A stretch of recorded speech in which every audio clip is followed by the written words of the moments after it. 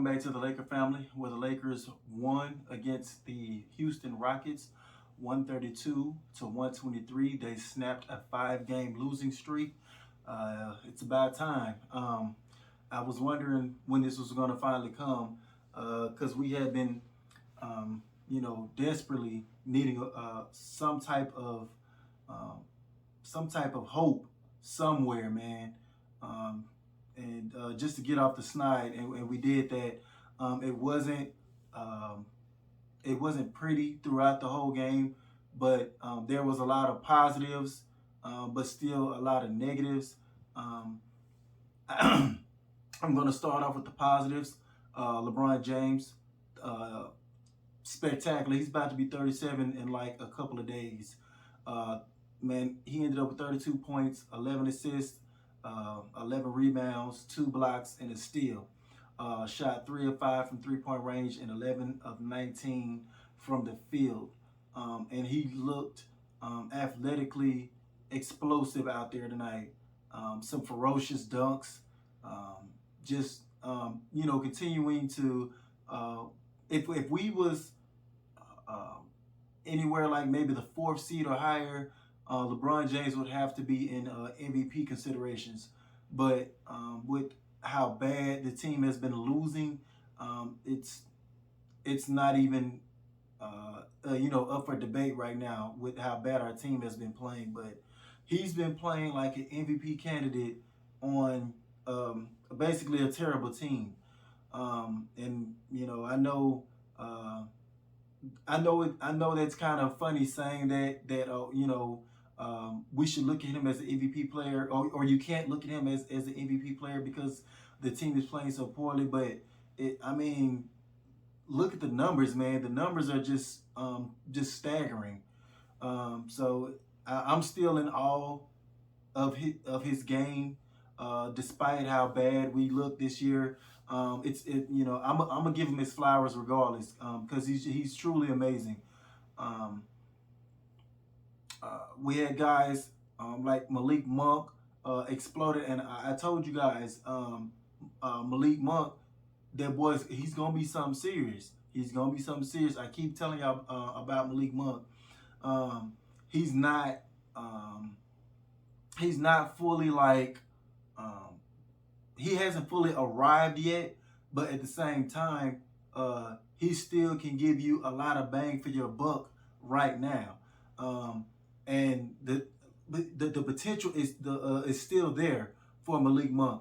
So that's why that's the part I mean by we're getting our bang for our buck with Malik Monk, because he still has potential to grow. You can see um, flashes of at least close to all-star level if he reaches his peak.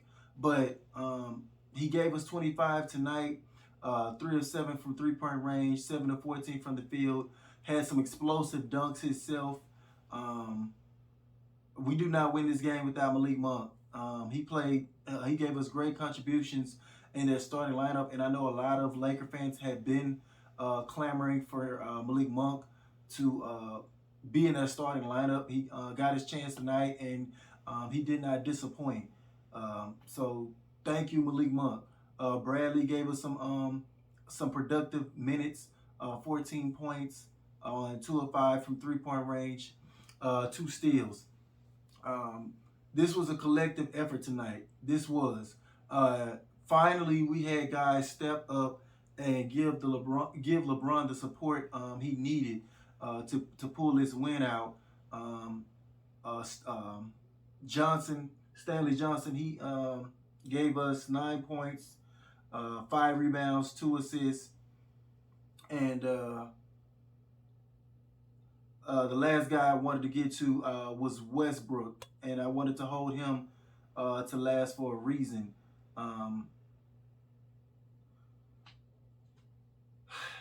He ended up with a decent stat line of 24 points, 10 assists, 12 rebounds.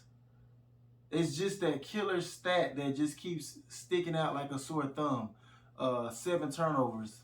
Um, boy, I was glad that he covered up some of the flaws he had tonight. There was a lot of Shaq and a fool moments from Westbrook tonight. He was just putting us in binds. Like we would go on these runs, get a lead, and he would just do silly stuff to let the Houston Rockets get back in the game. I think we had got like an 8 or 10 point cushion, and Russell Westbrook just had like 2 turnovers in a row. Just came down. Just it's like he just actually just throws the ball to the other team. It's like I wouldn't even blame him if it was like some. I know Steve Nash used to try a lot of tough passes back in his heyday, but they were like great. They were still like great decision type of passes. Like the defender would have to really um, make an educated guess on getting the steal. If you kind of get what I'm saying, Russell Westbrook, he just literally throws the ball to the other team, and then they go down the court and get like either a three or a layup, an and one dunk, whatever the case may be, and then the momentum is right back in the other team's favor. He has to cut back on those turnovers, and he has this nonchalant attitude about himself, like he doesn't care. Like, I'm gonna turn the ball over again. I'm Russell Westbrook. Who are you? That's the type of attitude that he has, and quite frankly, I don't like it. I'm starting not to like it. I'm trying to hold off just canceling Russell Westbrook as much as I can, but he's making it mighty hard. He did make up for it later on in his game with a couple of dazzling drives to the goal for layups. He fouled LeBron for a couple of assists, which LeBron had one of his ferocious dunks of the game off of late in the ball game. He contributed well to closing this ball game out, but stuff like dribbling the ball up, trying to dribble the ball across half court, and you just dribble it out of bounds like no, it was unforced. No defender was trying to come and steal the ball, no nothing. He just lost focus for some reason. And I looked at the replay again, and I saw somebody had commented on it, and they said that ball didn't go out of bounds. And after I looked at it again, it didn't go out of bounds. It just was so. I guess it caught the refs off guard. It caught everybody off guard. Like, really, Russ? And they went on ahead and just called it out of bounds. He did save the ball because he dove it out of bounds and he swung the ball back in, but the ball hit like right inside the line, which was safe. But because it looked so clownish, so foolish, the referees just called it out. I would have called it out, as foolish as it looked. He's got to clean that up, man. He's got to clean that up. And he's probably going to go home tonight and feel comfortable about himself that he got 24, 10, and 12. He's going to feel comfortable about that and not even care nothing about the 7 turnovers. That's the only thing that bugs me about Russell Westbrook. Please clean that up, Russell Westbrook. I know you don't watch these videos, but if somebody watched this or whoever can get in his ear, somebody please tell Westbrook to clean that up. We had 3 guys, only 3 guys come off the bench tonight, and that was Carmelo Anthony, which he contributed 24 points, shot 4 of 8 from 3-point range, 9 of 15 from the field. Huge scoring off the bench for Carmelo Anthony. We had Darren Collison with 2 and Taylor Horton Tucker with 2. I still don't know what's going on with THT. He's just been in an up and down way ever since those first 4 or 5 games he came back during the season. Ever since then, he's just been up and down.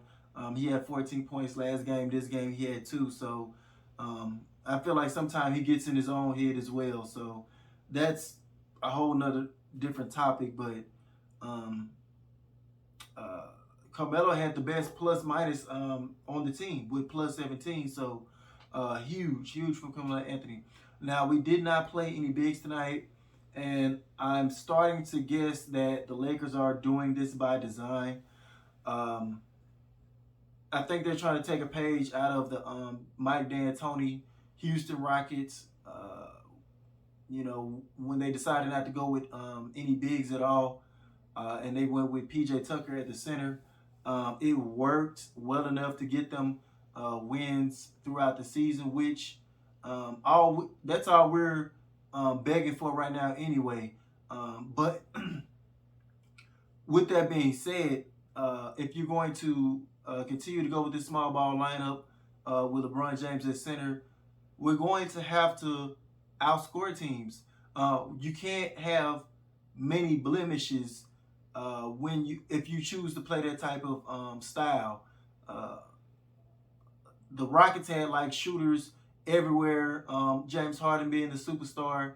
Russell Westbrook obviously was a tad bit more athletic at that point, and they surrounded them with shooters. In order for this to work, we have to have knockdown shooters. I'm not sure when Reeves is coming back, but that would be a major help. You have to have major shooters around LeBron James, and you have to limit the mistakes and the turnovers. You have to figure out your free throw shooting as well. It wasn't terrible tonight. We shot 76% from the free throw line, but like I say, that needs to be more in the 80 or 85 percentile if you're going to play with a lineup like this. You have to make teams pay in other areas when you play small ball like this. It can work and get you, pick you up a couple of decent wins if it's done right. If it's done right. And you also don't want to play LeBron James too many minutes at that center position because you don't want to start wearing his body down. When Anthony Davis come back, I know they're probably going to go back to AD at the center, but as you see how brittle Anthony Davis is, you don't want to keep him at center too long. So at some point, I still feel like they're going to have to go with Dwight Howard or bringing another big there. It's like we're bringing in so many guards right now and not worrying about bringing in any bigs. I don't know what that's about. We still need to bring in some type of big for an insurance policy. I'm not mad at the Lakers. I don't really like the small ball, but I'm not mad at them only if they can make it work and cut back on the mistakes. We went up against a young athletic team tonight. They're in the beginning stages. They have to be patient and let those guys grow. Jalen Green, Kevin Porter Jr., even the guy Jay Christopher, Christian Woods dropped 22 tonight. They got some young talent over there. They probably need one or two veteran pieces over there just to help bring those youngsters along. But they're going to be fine going forward. They're probably going to get another high draft pick this year. But the fact that we gave up like 59 points at halftime was disturbing, and that we also gave up 123 points to this team total. That's to be expected when you don't go with a natural big at center, but it is what it is. It's looking like we're going to go small ball from here on out, and we're going to just have to literally outscore teams. And that's going to expend a lot of energy, I believe, from LeBron James, which I don't like. But if guys pitch in like they did tonight, it won't be as bad. So we just have to see how this goes going forward. But that's all I got for today, guys. As always, thank y'all for watching. If y'all enjoy my channel, please like, share, and subscribe to it to help it grow. And I'll catch you guys on the next one. Peace.